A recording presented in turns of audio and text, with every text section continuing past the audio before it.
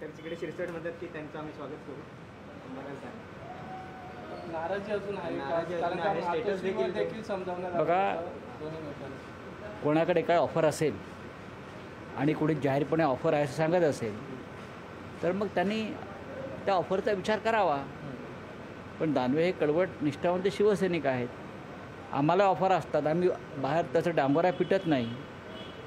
कशाला सांगू? एक तर मुळात आम्हाला ऑफर द्यायची हिंमत नाही. आम्हाला ऑफर द्यायची हिंमतच होणार नाही कोणाची. एवढे आमचे पाय घट्ट मजबूतीनं शिवसेनेच्या मातीत आम्ही रोवलेले आहे. संभाजीनगरला चंद्रकांत खैरे यांची उमेदवारी शिवसेना पक्षप्रमुख उद्धव ठाकरे यांनी जाहीर केली आणि ते अंतिम आहे.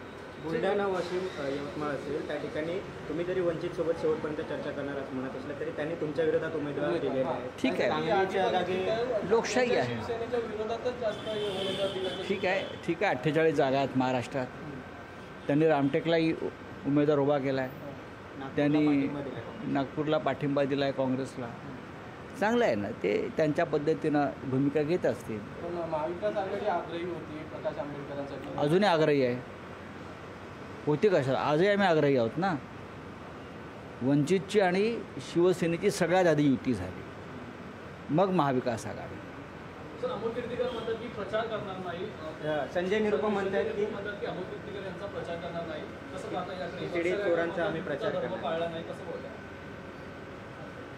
केजरीवाल तुरुंगात आहेत, हेमंत सोरेन तुरुंगात आहेत. ईडीनं खोट्या कारवाया केलेल्या आहेत आणि सोरेन आणि केजरीवाल यांना काँग्रेसनं संपूर्ण पाठिंबा दिलेला आहे.